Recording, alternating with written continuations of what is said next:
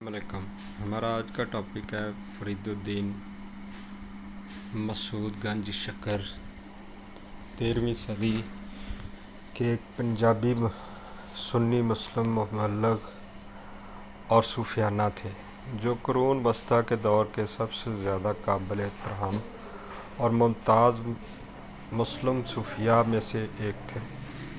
Punjab reason के मुसलमानों और सिखों की तरफ से इन्हें बाबा फरीद या शेख फरीद के नाम से जाना जाता है या महज फरीदुद्दीन गंज शक्कर के नाम से जाना जाता है।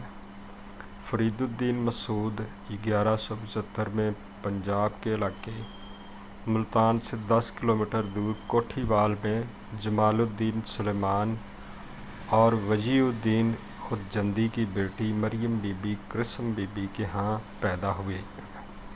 वो सुन्नी मुसलमान थे और चिश्ती सूफ़ी हुक्म के बानियों में से एक थे। बाबा फरीद ने अपनी इब्तदाई तालीम मुल्तान में हासिल की, जो मुसलमानों की तालीम का मरकज़ बन गया। वहाँ इनकी मुलाकात अपने उस्ताद कुतुबुद्दीन बख्तियार काकी से हुई, जो बगदाद से दिल्ली जाते हुए मुल्तान से गुज़र रहे थे। तालीम मुकम्मल होने के बाद वो दिल्ली चले गए, जहाँ उन्हें अपने उस्ताद कुतुबुद्दीन बख्तियार काकी से इस्लामी तालीम हासिल की। बाद में वो हांसी हरियाणा चले गए। जब कुतुबुद्दीन बख्तियार काकी का इंतकाल हुआ 1235 में, तो बाबा फरीद ने हांसी छोड़ दिया और इसका रूहानी जानशीन बने, और वो दिल्ली की बजाय अयूधन मौजूदा पाकपतन पाकिस्तान में आबाद हो गए। इनकी औलाद में एक मुहिब्बुल्लाह इलाहाबादी 1587 से 1648 थे। फरीदुद्दीन गंज शक्कर का मज़ार दरबार पाकपतन पंजाब पाकिस्तान में वाक़या है। पंजाबी अदब में बाबा फरीद की सबसे अहम शराकत इनकी अदबी मकासद के लिए ज़ुबान की तरक्की थी, जबकि संस्कृत, अरबी, तुर्की और फ़ारसी को तारीख़ी तौर पर सीखने वालों और अशराफिया की ज़ुबानें समझा जाता था और खानकाही मराकज़ में इस्तेमाल किया जाता था। पंजाबी को आमतौर पर कम बेहतर ज़ुबान समझा जाता था, अगरचे पहले शायरों ने कदीम पंजाबी में लिखा था, लेकिन बाबा फरीद से पहले पंजाबी अदब में रवायती और गुमनाम गीतों के अलावा बहुत कम था। पंजाबी को शायरी की ज़ुबान के तौर पर इस्तेमाल करते हुए बाबा फरीद ने एक मकामी पंजाबी अदब की बुनियाद रखी, जिसे बाद में तैयार किया जाएगा। राणा नैयर की बाबा फरीद की अक़ीदती शायरी की अंग्रेज़ी तर्जमे को 2007 में सातिया अकादमी गोल्डन जुबली अवार्ड से नवाजा गया। फरीदकोट शहर इनके नाम से है। रवायत के मुताबिक बाबा फरीद शहर के पास रुके, फिर इनका नाम मक्खलपुरा रखा गया और बादशाह मक्खल के किले के करीब 40 दिन तक तन्हाई में बैठे रहे। कहा जाता है कि बादशाह इनकी मौजूदगी में इतने मुतासर हुआ कि उसने इस शहर का नाम बाबा फरीद के नाम पर रखा, जो आज टिल्ला बाबा फरीद के नाम से जाना जाता है। त्यौहार बाबा शेख फराद आगमानपुर मेला हर साल सितंबर में 21 से 23 सितंबर 3 दिन तक शहर में इनकी आमद की याद में मनाया जाता है। अयोधन का नाम भी फरीद का पाकपतन रख दिया गया, जिसका मतलब है होली फेरी। आज से आम तौर पर पाकपतन शरीफ कहा जाता है। बांग्लादेश में मुल्क के सबसे बड़े ज़िले में से एक ज़िला फरीदपुर इनका नाम रखा गया है। ख्याल किया जाता है कि इस कस्बे में अपना मकाम कायम किया फरीदिया इस्लामिक यूनिवर्सिटी साहिवाल पंजाब पाकिस्तान में एक दीनी मदरसा इनके नाम पर रखा गया है, और जुलाई 1998 में हिंदुस्तान में पंजाब हुकूमत ने फरीदकोट में बाबा Farid university of health sciences कायम की। یہ شہر خود ان کے نام پر تھا۔ بابا فرید کو شکر گنج چینی کا خزانہ کا لقب کیوں دیا گیا؟ ان کی مختلف وضاحتیں ہیں۔ ایک افسانہ کہتا ہے کہ ان کی والدہ نوجوان بابا فرید کو اپنی چٹائی کے نیچے چینی رکھ کر نماز پڑھنے کی ترغیب دیتی تھیں۔ ایک بار جب وہ بھول گئیں تو نوجوان بابا فرید کو بہرحال شوگر مل گئی، ایک ایسا تجربہ جس نے انہیں مزید روحانی جوش بخشا اور اس کا نام رکھا۔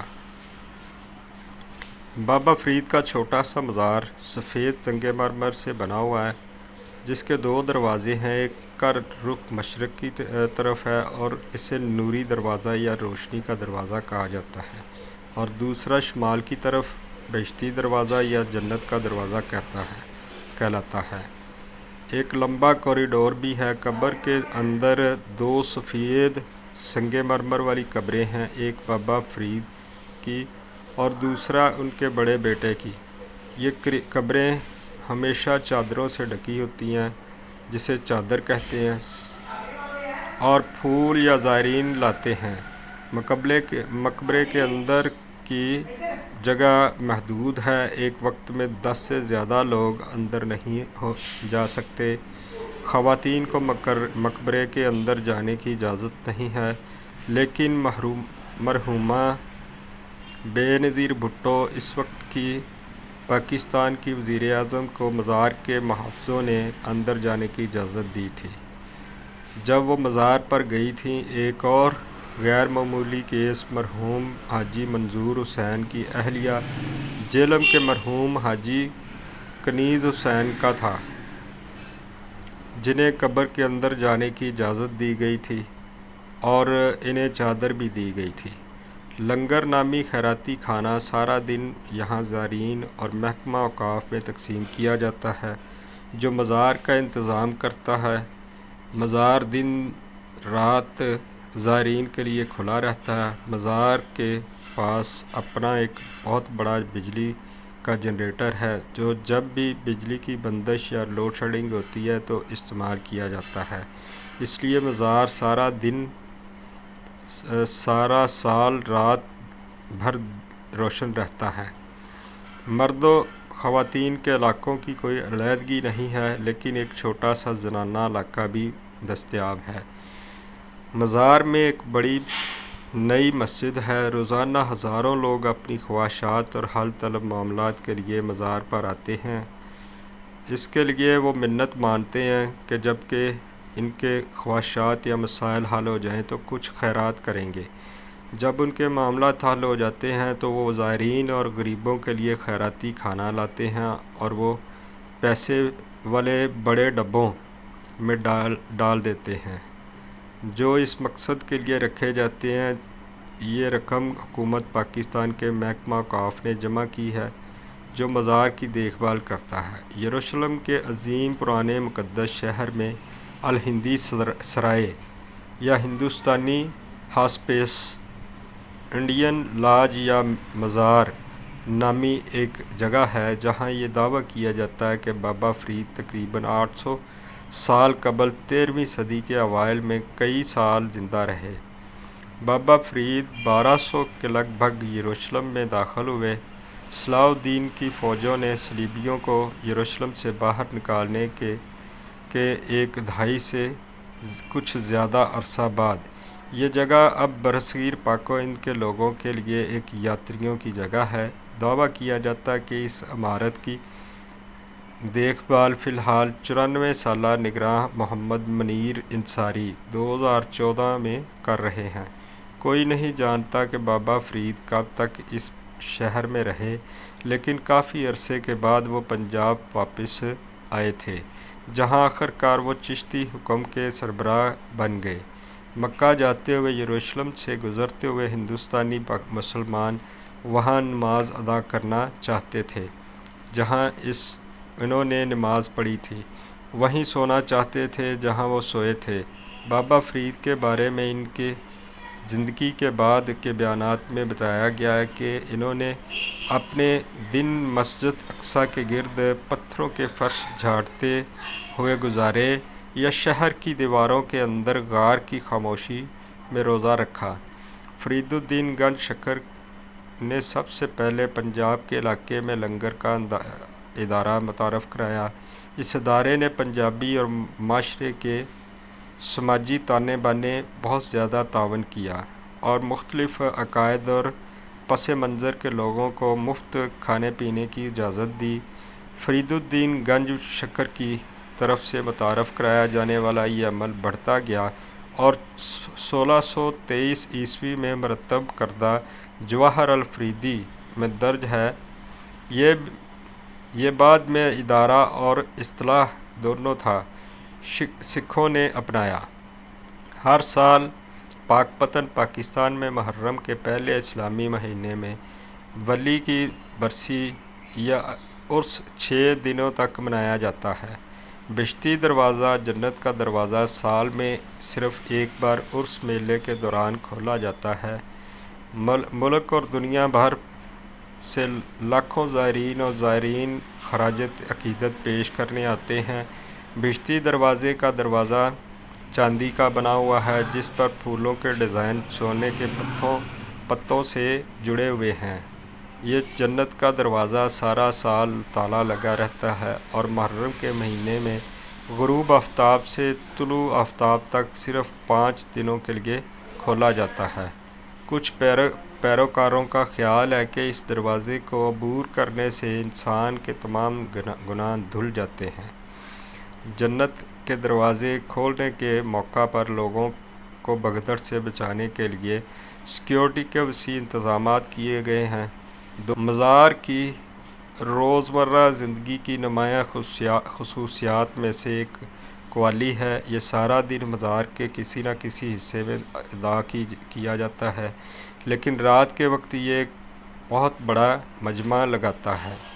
ہر جمعرات کی شام مقبرے کے بالکل باہر ایک بڑی محفل سماع ہوتی ہے جو ساری رات جاری رہتی ہے اور سینکڑوں لوگوں کو اپنی طرف متوجہ کرتی ہے۔